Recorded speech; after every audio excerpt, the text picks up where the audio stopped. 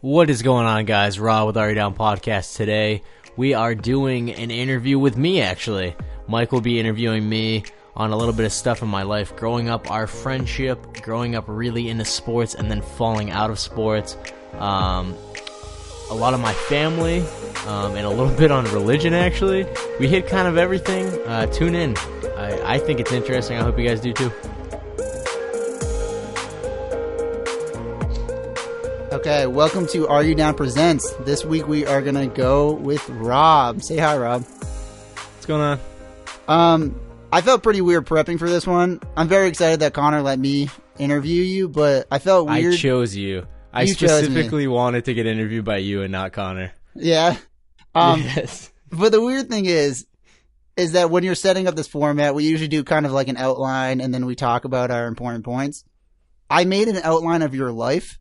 And it made me incredibly uncomfortable to just be like thinking about my friend. And then one thing is, it's just weird because it's like, I want to be really genuine, but that's not how our friendship works. We don't usually just say, hey man, I really respect you. You're just a great person. We're usually like, you fucking idiot. So it was pretty weird prepping for this one. No, I came in with the intention of crying today. I just bought the new webcam so you can see my face as I weep. Yeah, we're finally making eye contact as we're talking to each other, which is really nice. So let's start out by just talking about your upbringing. Siblings, where you grew up, family history. Just tell me a little bit about yourself so the viewers can kind of understand where you come from. So I grew up with you in Leicester. Oh, right. Yeah, I don't know if you noticed. I grew up on what used to be a cattle farm, which is, I always joke to people at where I work now that it's a fun existence because I got to grow up working my ass off outside, but also had an iPhone, so that was cool. Yeah. I was fortunate that I grew up across from the schools. All of our schools are located, pretty much all of our schools are centrally located, and I grew up across the street, so I always had the luxury of being extremely close to both friends and my education. I have had two older sisters, have one older sister still. My late sister passed away 2 years ago. Mom and dad live with me still. Yes, 24, living at home. Oh, hell yeah. Love it. Moved back home. I grew up, played sports. That's why we do a sports podcast. That's why we're here. Right. And it eventually led me to be too afraid to leave home, so I went to a college that was down the street, Assumption College. Sweet. And now we're here. That's the overture of this interview. I think the weirdest thing about your upbringing is that you lived across the street from a street named after your family. You did not live on Hyland Ave. You lived on the other side of the road, away from Hyland Ave. Yeah, and Hyland Ave is off of a relatively main street in 56. So whenever I'm like, oh, I live in Leicester, they're like, oh, where do you live? I'm like, right near the high school. They're like, oh, Hyland Ave. Yeah, that's your name. I'm like, no, that's your not name. that It makes sense. No, I don't live there. That's a trick. That's a sick joke. Yeah, that was actually, I mean, I've told the story a million times, but that was a lot of my parents' farmland. We actually have a really old black and white photo from like 1912. I don't know. It looks like it's the first photo ever taken. And it's where our schools are today. There's 3 full schools for like 500 kids, and none of them are there. It's just like rolling hills. And it's a really weird picture because it's my grandma's same house that's still there, but nothing around it has been built yet, and it's really weird. But yeah, that was my family's land, and the Worcester Airport came in and bought a lot of the land, and then eventually Hyland Ave got sold. Oh, off. You were all the way down there? Yeah, so okay. All the way, like, I don't know how close to the airport. I don't think it's as close as you're thinking, because you can drive past the airport and there's a lot of land, but I think that was kind of split. But where Hyland Ave was and where the schools were, or where the schools are across from my house, used to just be cows. That's why there's stone walls outside my house everywhere, because cows are stupid and won't go over stone walls. Oh, I thought that was just for fashion. Yeah, your stone walls are like a foot above the ground. The cows are like, oh God, what do we do? It's people, the women are like, oh, it's such a nice stone wall. Who put that in? I'm like, someone in 1890 who started a farm. It's the not like settlers a cool of Leicester. Yeah. Let's talk about the evolution of our friendship, because we've known each other for a long time, but we didn't really get close until middle school. So we grew up playing sports together. Then, yeah, like I said, it was the ball to Mingo. Do you remember that project, Rob? I remember that was 6th grade, right? Or No, that was grade? 8th grade. So 8th grade. That was in middle school, definitely. that was in our science class we had to make a conjunction of like 3 animals, and that was like a prominent part. I was like, I'm friends with Rob now. We did this project together. We did a whole project on the last day before it was due because we're good at what we do. And then we played sports growing up, and we continued in high school. High school was a little weird because you had your whole personal life that was a little bit separate than us, but we stayed close. So tell me about your high school years. Did you like them? I want to know your perception of your high school years. That's a good point. First off, on our friendship, I think middle school, I think the biggest like day that I remember when I think of our friendship is at your house, and we were like 7th, 8th grade, I don't know, middle school. So there's a little bit of hormones going around, a little bit of stuff's building up, and we're just sitting weird. there. It's not going to a weird place. So hormones building up. So we're just talking about, oh man, like this girl's cute. I think this girl's so cute in our school. And then we walked around your neighborhood, and you're like, I know a girl that lives there, and she's cute. Oh, yeah. And I've had a crush on her. And then we walked around more in your neighborhood, and we watched TV through someone's big pane glass windows because their big living room TV was on. Right. Back when I was in middle school, I thought that was okay. I don't know why. Middle school, we started talking about feelings and stuff. Like, that's when it was like cool to be like honest with your friends instead of be like, hey, do you want to chase me? You're like, that girl was talking to you earlier. What does that mean? It's like, man, I don't know what that means. Do you think it means something? We definitely had a weird time where we were like, we should hang out and just talk about teen angst for hours. That would make us feel better. And it never did. If you think about it, it was probably just us saying, man, no one understands me. I no know, right, man? No one understands me. No one understands. You don't even understand me. I don't know why I'm telling you. Yeah. And then what really established our friendship is that you went to the all-boys private school, St. John's, and you hated it. I did Absolutely hated it. And we hung out every week because of that. Why'd you hate St. John's so much? I couldn't wait for Friday or Saturday to hang out with you. It was so awesome. Right. I hated St. John's. I think because I'm not a very social person, which is weird to say when I'm on a podcast that I created. Yeah, but you talked to 2 friends that you've had for a very long time. I'm not an extremely social person. When it comes to meeting new friends, I find it exhausting. And I'm actually very good at it when I want to, but I just never want to. Right. I went into this I didn't originally want to go to St. John's. I toured it, and I was like, wow, this place is cool. And then I thought about it for a day, and I was like, but no girls are going to be there, and I already don't talk to anybody. So my 8th grade mind was like, I'm never going to meet a girl, probably going to die alone. I'm going to live my parents' house until I'm 24. Yeah, live in my parents' house until I'm 24. I'm dating someone, though. So yeah, there we go. I actually, I hated that school so much. I got halfway through the year, and they were like, okay, we get it. You don't want to go there. Like, you can go back to Leicester next year. You just have to finish out this year or this second half of the school year because it has a different credit system. It was 7 classes a day instead of 4. So I wouldn't transfer any of my classes back to Leicester. And I said no. And I stopped going to school. I just didn't go anymore until they had to send me back to Leicester.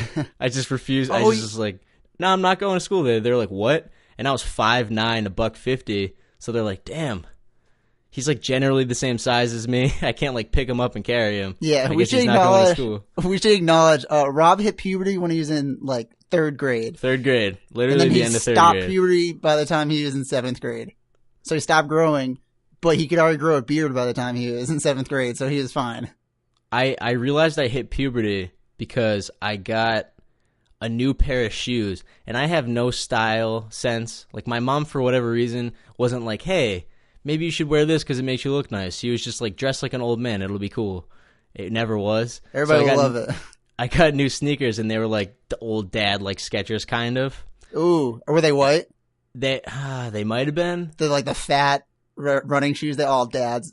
Apparently, maybe AARP has like a really good discount when you turn 50 because I feel like it's mandatory to wear it at that It's like point. a AAA discount. Yeah. It's funny because I probably saw them and said, these are as neutral as possible. No one will make fun of me. And then because they were neutral old man dad shoes, I got made fun of.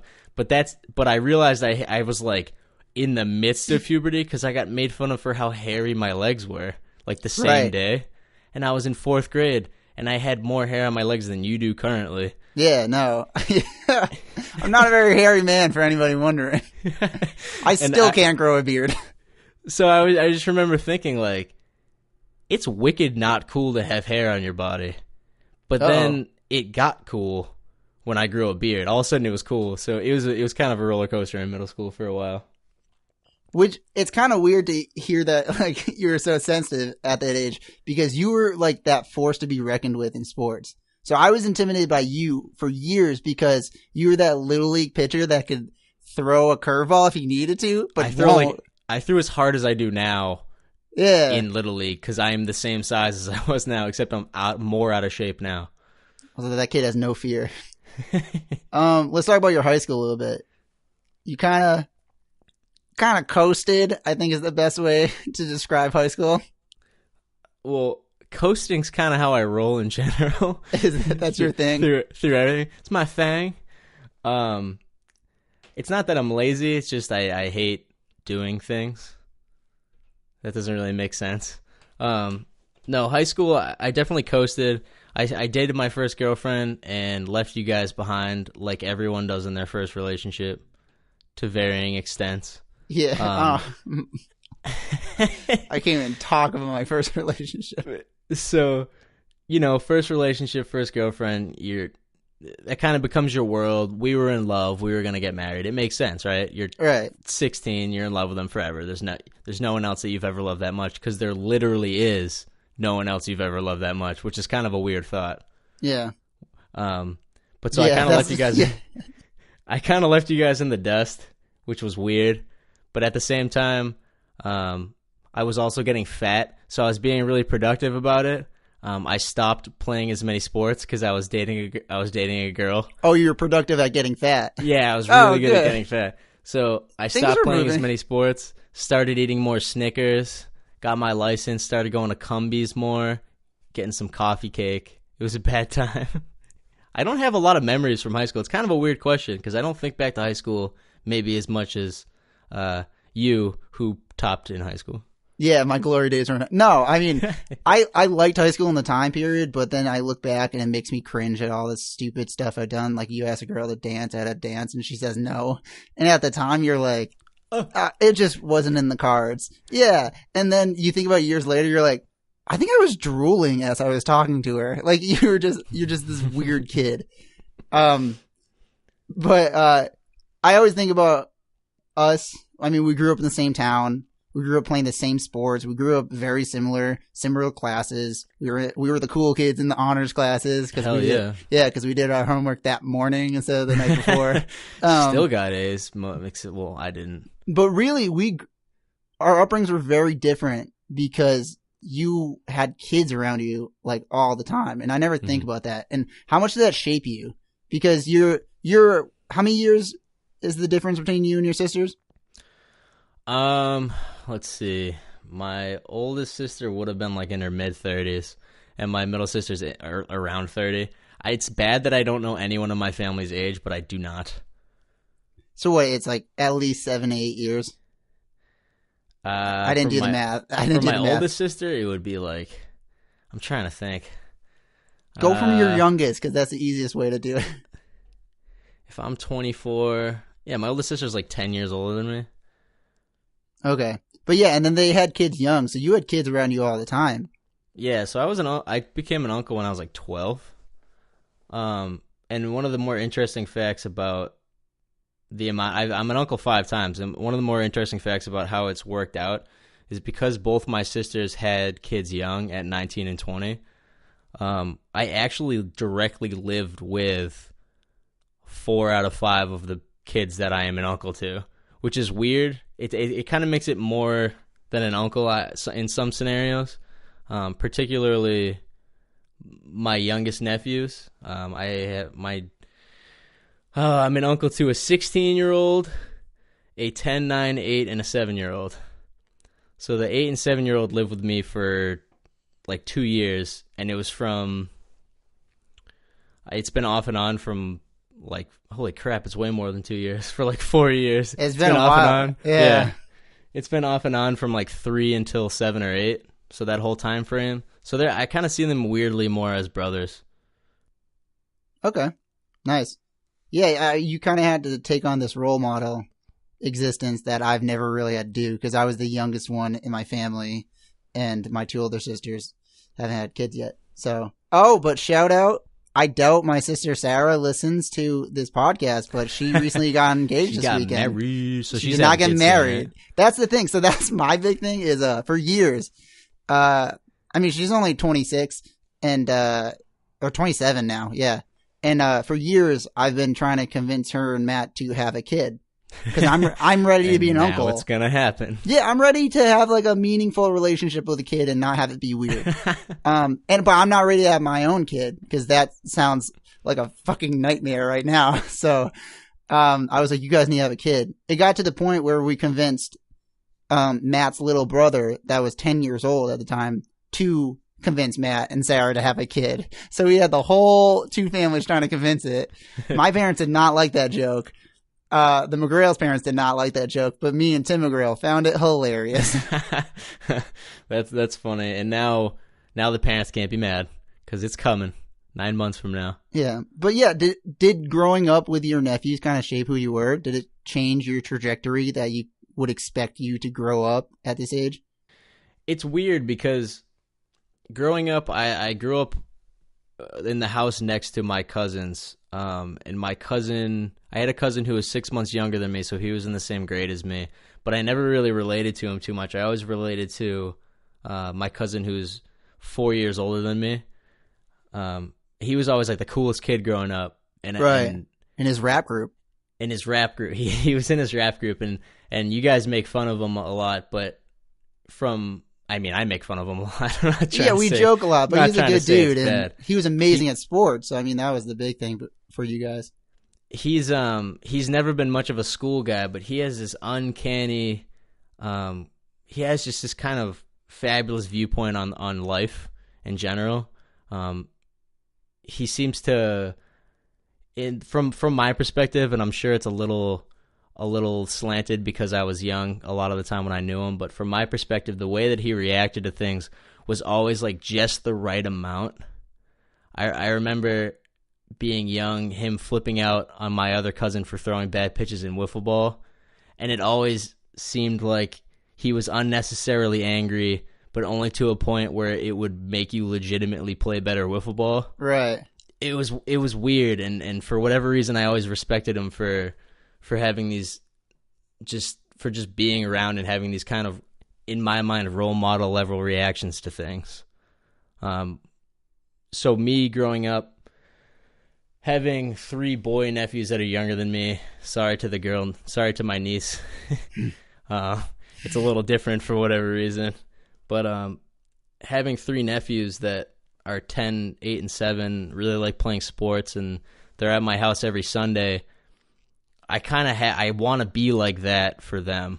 I have my younger cousin that Richie, who's 3 years younger than me. Who has a beard now? Last time I saw him, has a huge beard. He's like a man now. I was like, you're a man, and I watched you grow up. What is this? That is very weird to me too. But he was so close to me in age that I never felt like I could be, or never felt the need to be a role model. Right. Because he was, if he's 3 inches shorter than me, it's not a big deal. But these kids are 10. All they want to do is hang out with me. So I really try, and I don't know. It's just it's more of a natural thing than I think you realize, where you just want to be good because you want them to be good, well-rounded people, as opposed to just being a role model by default. Like, you're actively trying to be good for them.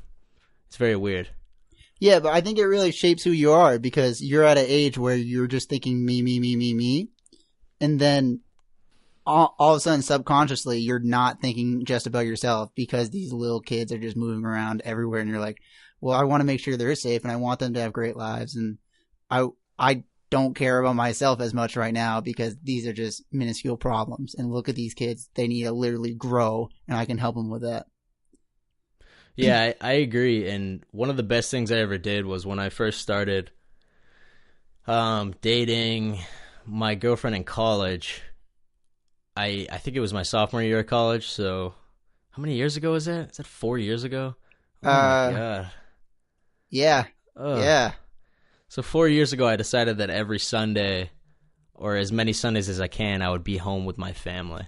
And for me personally, I don't always enjoy being around my family. I think that's something that me, you, Dan, and Connor, I think that's kind of where I'm a little different than you guys, because you guys all have very tight families, and I sometimes I just hate being around my family.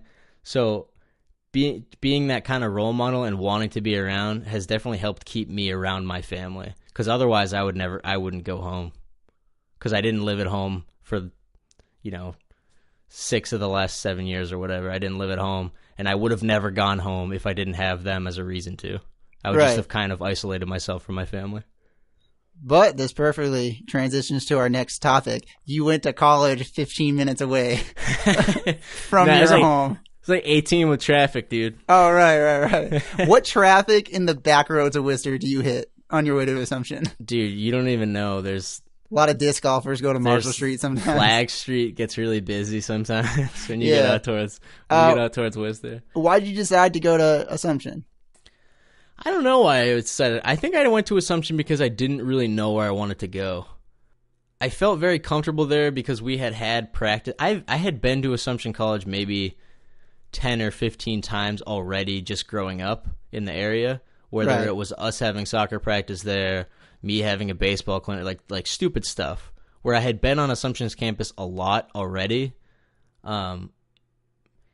And I don't know, I don't think I had the desire to journey as much as maybe you or Connor did.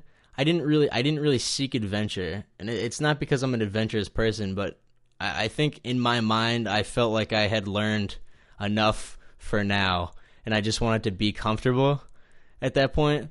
I was so annoyed with how high school had gone. I think I just wanted to be comfortable in a scenario that was kind of like easy, like just ease into something else, as opposed to going to a school across the country where it's all new. This just felt like kind of a smoother transition for me. Right. And you decided not to play sports. Was that your own personal choice, or you couldn't make the team? I could have made the baseball team at Assumption. That's what I'm, because suck. Your life growing up, baseball was your thing. You grew up, your dad was our awesome coach through Little League and stuff like that. And then you dealt with an injury in high school, which kind of changed things. And you, instead of being this kind of fastball pitcher, you became a lot more of a changeup and curveball pitcher, which is really interesting. And then you just stopped. I mean, soccer was also a prominent thing in your high school experience, but then you didn't play any in college. And really, none of us played in college. I don't know. I was talking to Connor about this. I can't believe none of our soccer team played in college except Justin. Yeah. But when I talked to Connor about this, I was talking about how I couldn't kind of emotionally handle not playing with the guys. Did you feel that way too? I mean, just to take a step back with baseball, I had that injury my sophomore year where I partially tore my rotator cuff. Right. I was, like I said earlier, I was getting fat in high school. Mm-hmm. I had just come off my freshman year where I led the team in batting average, and I thought I was really good at sports, not realizing that I was 5'9" and going to a school with 400 people. Right. Yeah, you were the best in a town that didn't matter. So I was like an alligator in a very small pool. Yeah. I was huge. So I didn't train as hard as I probably should have baseball related. Sophomore year of high school was actually when I started to get into like fitness, in the sense of like trying to get bigger, trying to get stronger, but I didn't really know what I was doing. Right. I felt I left my shoulder really underdeveloped, and actually the first ball that I threw really hard off like the first like ball I legitimately tried to throw, like I would a pitch, I actually was like, ow, that hurt. I'm done for today. And then it just didn't go away. And I knew it was something wrong when maybe a week or two after that, I went to go grab a cup from my cabinet in my kitchen, and I reached up above my head and I was like, this like hurts. And I wasn't taking a direct path of motion like you normally would. I was kind of like moving my arm awkward in a weird angle up to the cabinet, and I knew something was wrong. So I got it diagnosed incorrectly by some crappy medical professional who said, yeah, just play on it, you're fine. And I was like, no. And I went to someone else and like, yeah, you have a partially torn rotator cuff. But from that point, I lost a lot of, I don't know if it was, I don't know why, but somewhere along the line in high school, I lost a lot of competitive spirit. Was it the mono? You could never shake off the mono. I did have mono, and that sucked. But I for whatever reason, I lost a lot of my competitive spirit, and it was probably a million things. But even to this day, sometimes it bugs me because I used to get so fired up. I used to get so freaking mad if I lost or if someone was beating me, and it made me a lot better at sports than I probably was. It allowed me to achieve higher than I probably should have because I was just trying harder than everyone else when I was out there. And now I was just trying the same amount as everyone else. And everyone else got really good while I was sitting around with a torn rotator cuff. And you stayed at 5'9". Yeah, I also didn't grow, also got fat. So it was not a good mix of things. But I forget what your last part was. Let me make a side note of how old I feel like on the inside now. I basically can't throw a football without throwing out my back now. What do I do, man? It's really sad. I'm like, I think I'm too young for that.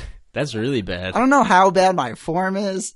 You do some Superman bananas or something to strengthen your back? I look at Tim Tebow. I'm like, that's how you throw a perfect football. That's how you throw a spiral. You do any back extensions, like when you lean over and then like use your back to arch up or whatever?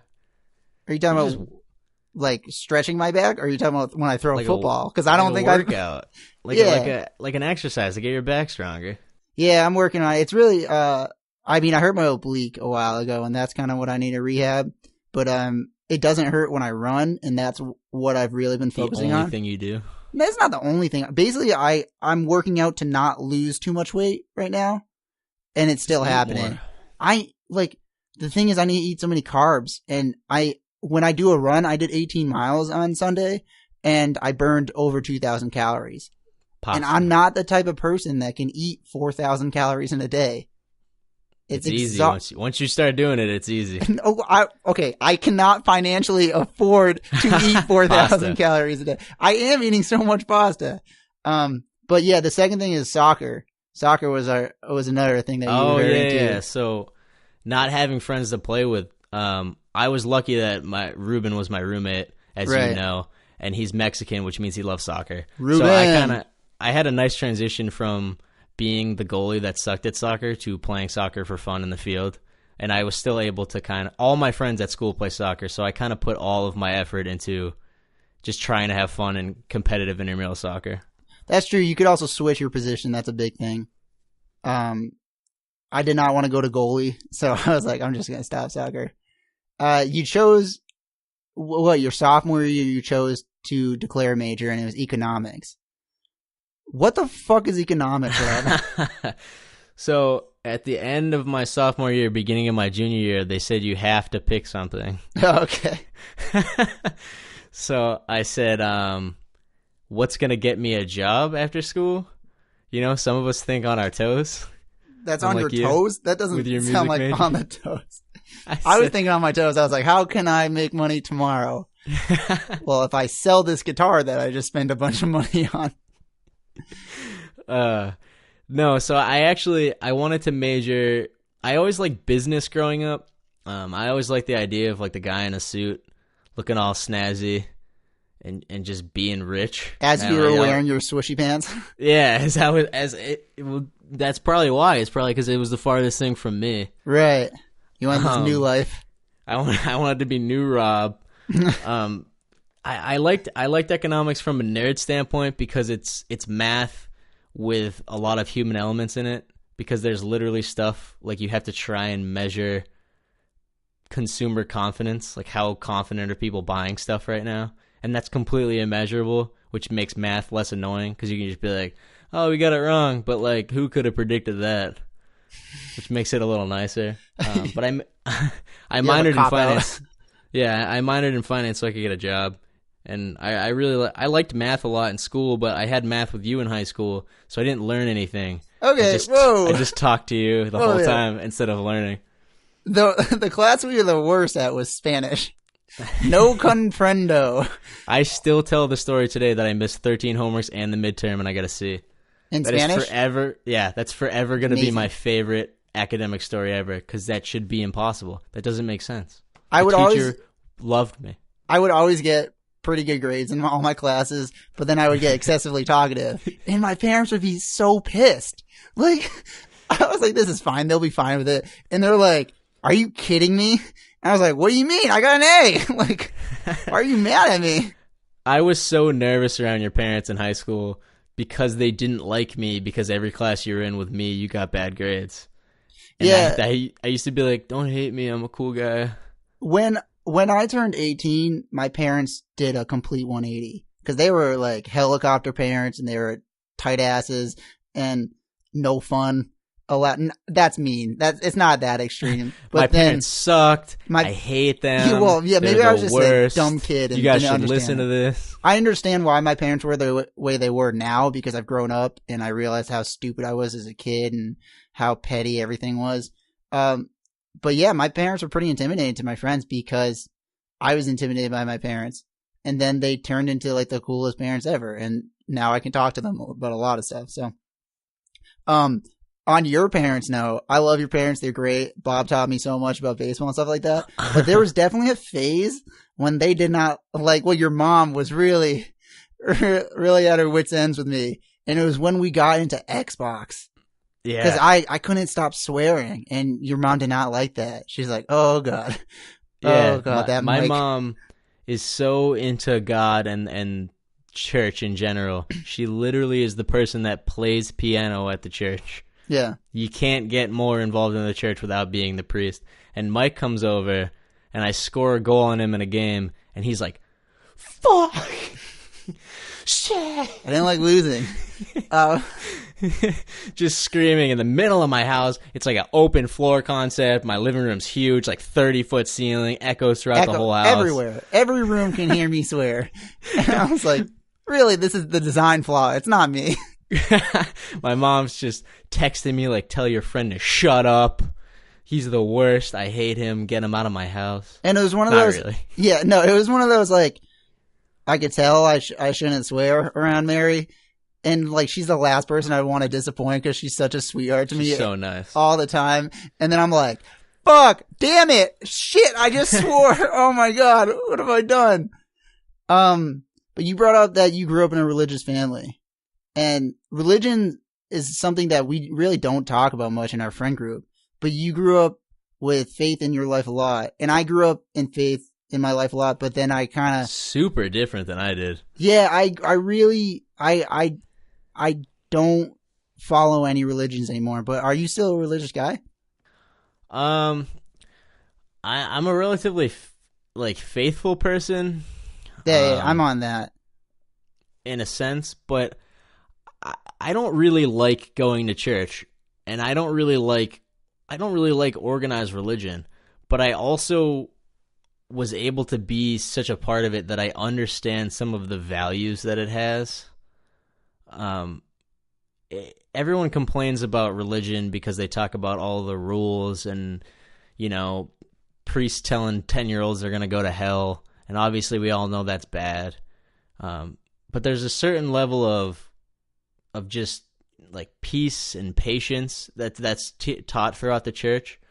That I think I at least understand what they mean when they talk about being a good person in church, regardless of what religion it is. Everyone's trying to preach what type of person you should be, and I kind of take it as I kind of take religion as one piece of the puzzle, where my personal experiences help me learn about such and such, and religion helps me learn how to be respectful and how to be patient and understand other people, and all these different aspects of my life kind of come together and make who I am. So it's not just religion like a crazy person, like a Mormon, unless there's Mormons listening. You guys are We love you. Utah's amazing.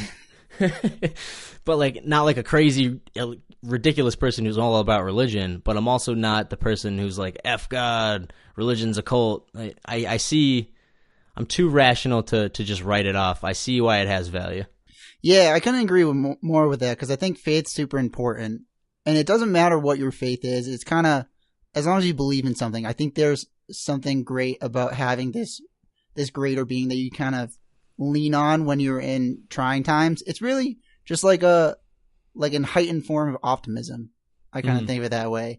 I think there's some sort of force that's like, if I can view something that's greater than me, I can have a lot of modesty and humility towards this life, and I can understand people around me. And that's also the problem with people having these just aggressive opinions on religion. And it's like, it's not fair to do that. I mean, there are things that you can definitely not agree with. But there's this moral standpoint that I think it's all trying to be based around. And it's really hard though when you're like, but Catholicism is just white landowners making up these rules like 300 years after Jesus. So I get that, but there is this moral standpoint that's like, just be good to your neighbor, be good to your person. And I think that's good. Yeah.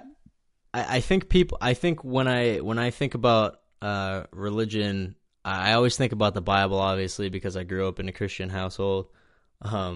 But I think people just look so closely at it. They're like, what did he mean by that sentence? I'm like, dude, the book on the front says be good to people, and on the back it says all the time. Like, yeah. The end. But that's the problem, is that like you're cycling through the same books every 3 years. And it's like, if you're a priest, that's majority of your life. Like, you're just going over the same exact thing. And yeah, you're going to be very nitpicky. You're like, crap, I have to hate gays now because it says it right there.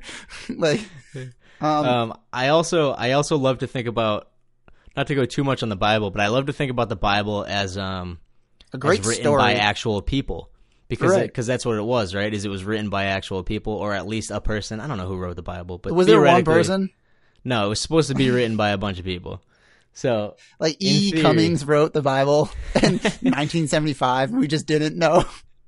So I like to think about the Bible sometimes, almost like in a joking way, almost like you might see it on a TV show where someone's sitting in a room, and he's like, man, I don't know what to write. And he's like, man, this goddamn guy came up to me today and I hate him. And then he's like, I'm putting that in my book. And he's just like, hate this type of people. He ripped me off at the bank today. And like, that's why it's in there, and we follow it as code. So I just think that's so funny that people kind of take the human element out of the Bible, where like people's opinions seeped into it. If humans are writing it, there's naturally going to be a biased standpoint from each human that wrote each book. So I don't look too much into specifics, because there's going to be that bias. So you have to take it kind of from a top level, not the specific. Yeah, and then the extremists are also ridiculous, because you read a history book, so you know that the King of England just made up his own religion so he can have like that monarchy control. He's like, I can talk to God, you can't. And they're like, okay, you're the king, it's fine. But there's this huge separation, and like, I like to talk to people about religion, but it's such a hush-hush situation. I feel like people that are very religious are just basically determined to, like, this is my stand. You say one negative thing about my stand, I hate you. And and it's just like politics right now. I think that's really hard. I heard the most ridiculous thing, and a woman was like, if my kids grow up to be Republicans, I'm going to disown them. And I'm like, oh my God. Right. And maybe it was a joke. Maybe I just read into it too much, but I was like, I hope that's not actually her belief. Because first of all, like, having parties is fucking stupid anyways. But we don't have to talk about politics much, because I don't know enough about politics to get into it. But I just think it's crazy when you have these affiliations and you don't take a look on the other side. Yeah. Did you see that on social media? No, I heard someone talking about it in the hallway of school. That's like a randomly aggressive thing to talk about in the hallway at school. Yeah, no, it was pretty. Did pretty she heavy. have kids yet, or was she already damning her future kids? Oh, she already had kids. Yeah. Okay, I didn't know if this was a fellow student. She's like, when I have kids in 10 years, Yeah. and then they grow up 15 years after that, when they decide, no, they're out. Yeah, that's like a 30-year plan to hate your kid. It's not a good mindset to go in with. So yeah. So I completely forgot my spot. You went to school for economics. You got a job. You hated that job. You quit that job. You got another Like 6 job. times. Yeah. And then you had a family tragedy happen and your sister passed away. And all of a sudden, it was just you were going through things in life. And I didn't realize it until a year later that you went through some heavy shit. And how did you like cope with that? How did you cope with the loss of your sister? Have you coped with the loss of your sister? My sister passed away on Valentine's Day, which is like the biggest smack in the face that anyone could ever do to somebody. It's not the nicest day to have someone pass away. It sucks. I dealing with it is something that I don't know if I could really put into words because I don't deal with things very well. I think the only thing that I could say is that I didn't express myself very well at all to anyone for a very long time.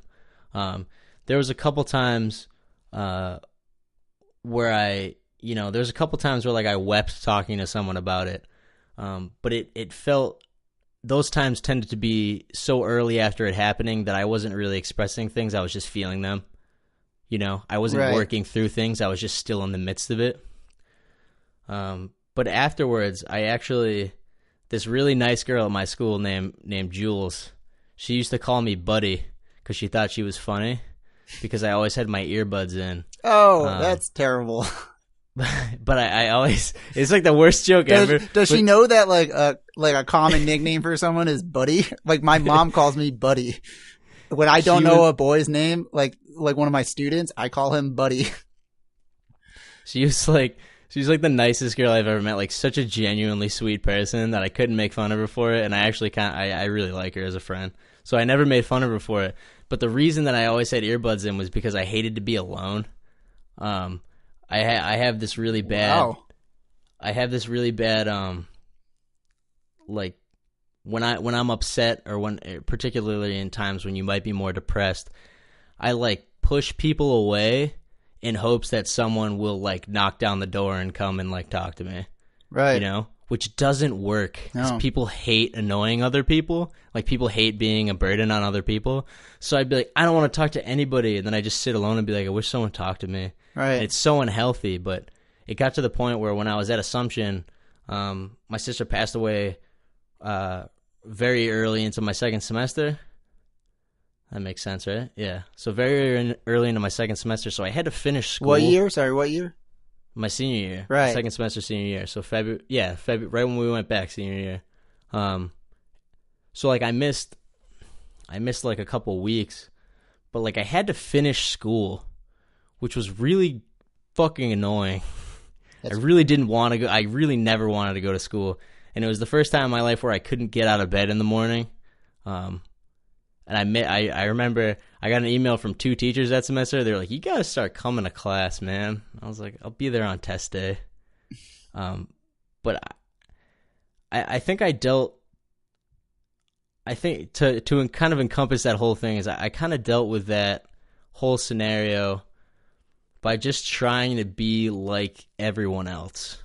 One of the biggest things that annoyed me when I was upset was that, particularly really soon after my sister passed away, is I would show up places and it would get more quiet.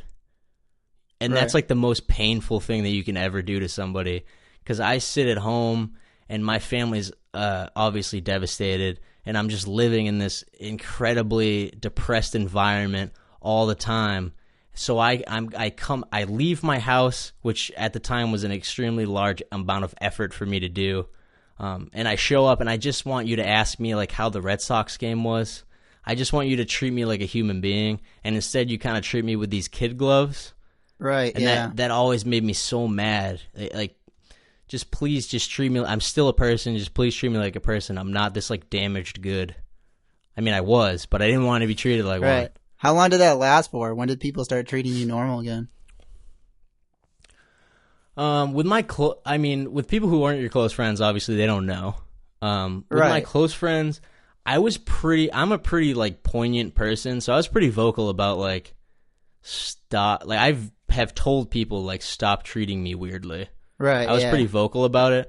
So with my close friends, it really wasn't. It wasn't like a long time. I mean, even if someone tells you to treat them normally, you're still gonna kind of treat them with kid gloves, just because you don't want to be that guy that's a jerk. That sets him off. Yeah. Things were going well. Now he hates me. And now he hates me forever. I'm not. I mean, speaking of myself, I like to think of myself as not a very spiteful person in the sense that I try not to take my anger out on you. So even if I was upset about this whole scenario, I don't want to be a dick to you about it. Like I want to be a dick to myself apparently about it. Doesn't seem productive. People treated me pretty weird for like probably a month. And then it gets weird in the other way, because then everyone starts treating you normal and asking you normal questions. And when someone asks you like, how many sisters do you have? There's like a weird amount of time where you don't really know what to say. Right. Because like I had two sisters, and if you say I had two sisters, people are like, the fuck does that mean? What do you mean you had two sisters? Did you lose one? I'm like, yeah, jerk. Real conversation I had. But like, it's like such a weird, it's very weird. It took me, so she passed away in February. It took me until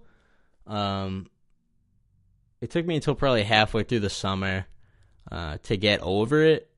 I remember I used to go, after I moved out, I used to go to dinner with my mom every other Saturday, because I love my mom, and I'm like almost a mama's boy. Not as much as Connor, but I almost am.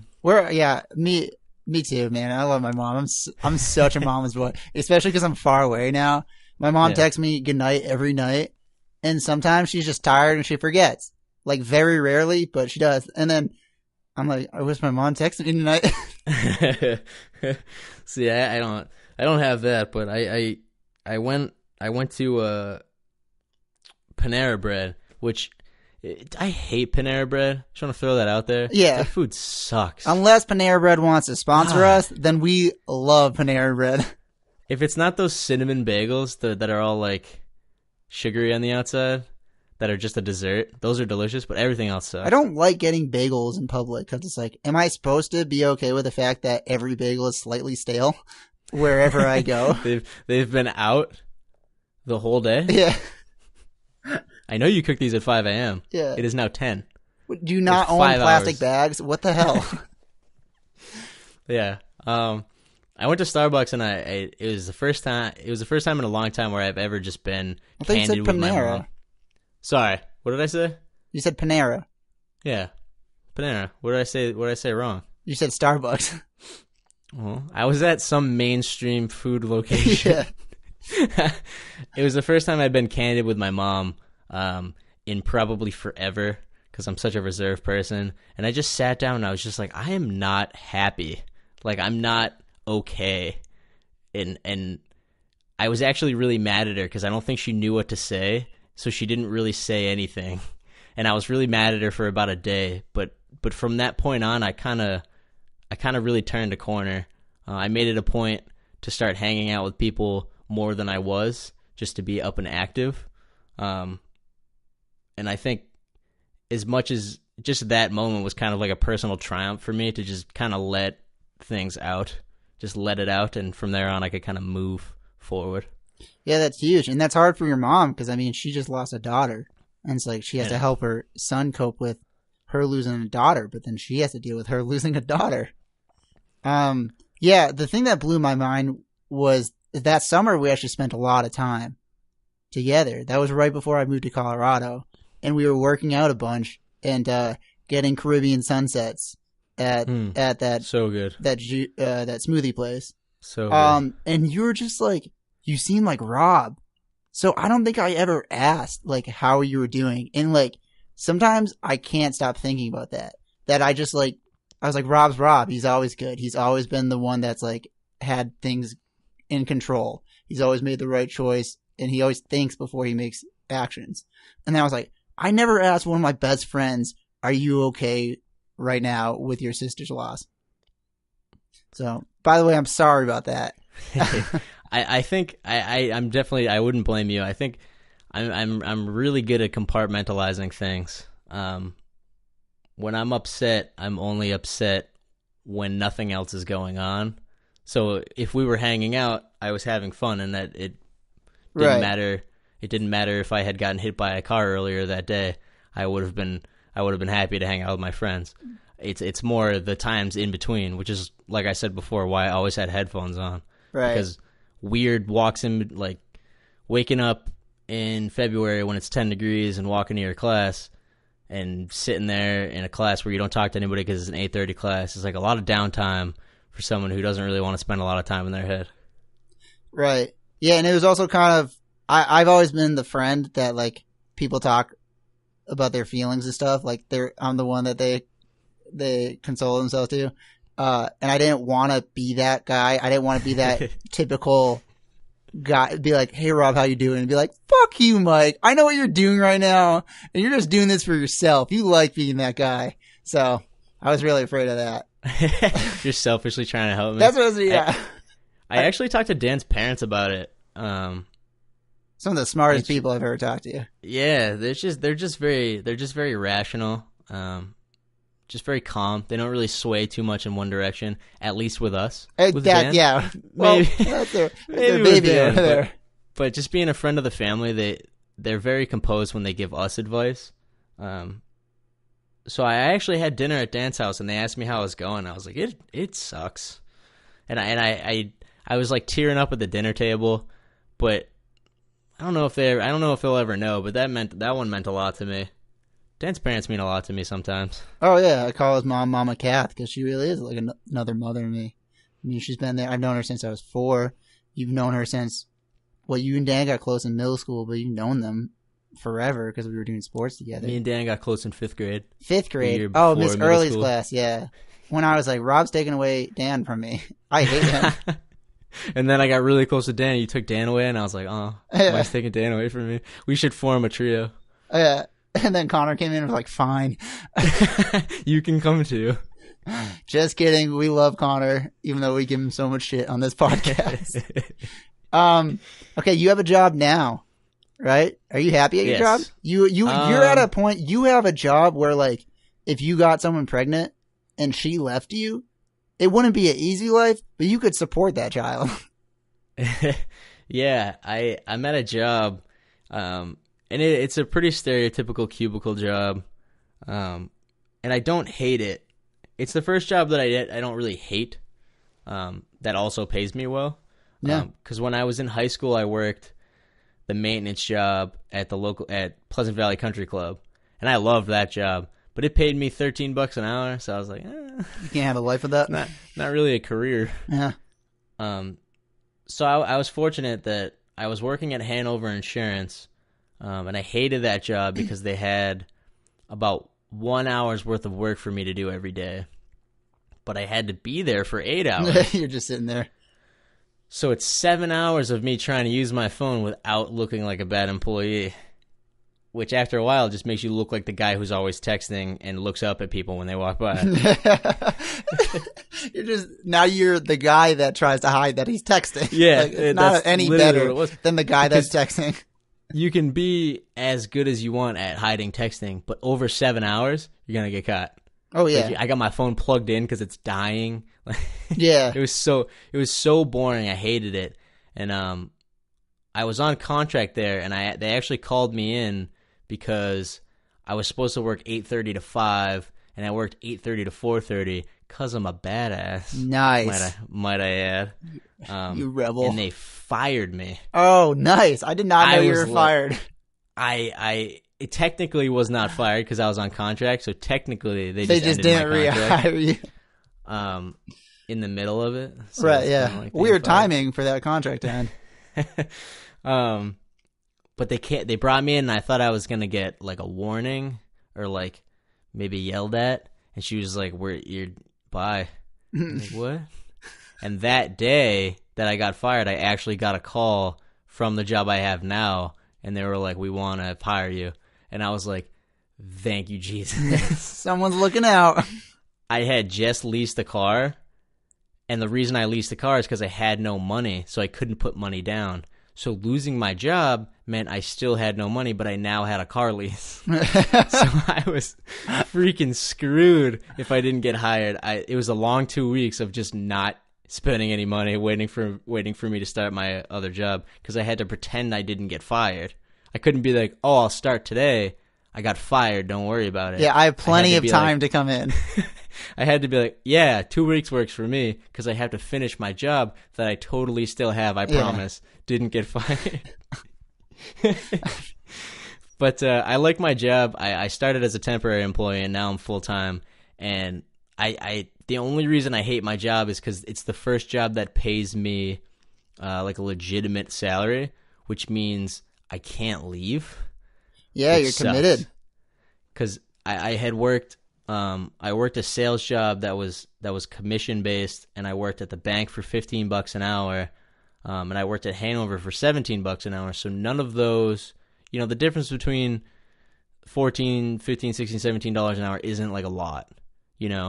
It's a matter of, all right, I won't get a Dunkin' Donuts 3 times this week. I'll only get it once, and that kind of like works out. But when you get paid salary, all of a sudden, I feel very weird because I don't want to be an adult yet, but I can't just quit my job or like lose my job, because then I won't be able to get a job that pays as much again. It's a little bit more stressful because like this is the first time I've ever had like fear of losing my job, because before, if they fired me, I'd be like, I quit. Ha Got you. How's that sound? I'll get another minimum wage job whenever, but I can't find another salary job whenever. Yeah, I'll just go back to Pleasant Valley and do maintenance. It's only 13. Forever. My big question for you about your career path is, why are you not a high school gym teacher coaching 3 sports a year? I would be so good. You'd be so good. You'd be the best gym teacher. So good as a gym teacher. You know way too much about fitness and like healthy living now to be a gym teacher, which is why you would be the perfect gym teacher. I'm laid back. I love sweatpants. I love throwing balls at kids menacingly when you get a little too pumped up. So I would love to be a gym teacher. What 3 sports would you choose? To coach 3 sports? Yeah, you had to coach 3 sports in 1 year. So you had to work with their schedules. Jeez. Obviously, basketball would be the winter. I guess I'd coach soccer, basketball, and baseball. I'm curious because you could be winter, summer. You could be like a really good like assistant coach on the football team, where it's like you're not the main coach, but you're the coach that like all the players love. And like when the head coach is being a dick, they go to you and you're like, "Hey man, you're doing well. Just keep the work up. Lose 50 pounds, start eating like this." I was gonna say, I don't know if they would like me, because my natural setting for coaching is huge douchebag. Because I'm super lazy, so I respond really well when people are like, "Screw you, you lazy piece of crap," and then I'm like, "Oh my god, I gotta step up my game." Yeah. But some people don't respond well to that. No. I.e. Connor. So you can see it in the way that I talk about our podcast sometimes. When we're talking about notes, I'm like, no, that's stupid. We should do something else. And then I'm like, I shouldn't have said it that way. Yeah. I sound like a jerk. But that's just how I'm very blunt and I'm super aggressive when it comes to coaching in sports. I also need that bluntness when we're talking about the pod.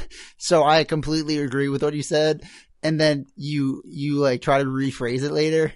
You're like, here's an example so I don't sound like a dick. And I'm like, dude, you don't have to justify this to me. I get what you're saying. We're good. So let's just do some nice, easy questions to end this pod. What is your greatest achievement? It's nice, easy question. You know what's sad is that my greatest achievement up until like college was all sports stuff, and then I had nothing. All right. So nothing. I don't know. I guess getting a bachelor's degree without ever buying a textbook. That's very impressive. I bought textbooks my first semester freshman year, and I never bought textbooks again. Man, I got a bachelor's degree. I went into grad school being like, I'm going to change who I am as a student. Yeah, right. First semester went very well. I read for the first time a textbook. Period. That's the end of the sentence. A singular textbook. Yeah, and then still did bad on the test. Yeah, this semester I didn't buy. I bought one book and I bought the old edition that like has half the stuff wrong, but it still all the has page numbers are different. Yeah, it has the glossary in the back though, so I'll be fine. Do you have any goals for what you want to be in 20 years? Yeah. So my literal life goal is to not have kids and then not have a job when I'm 40. Wow.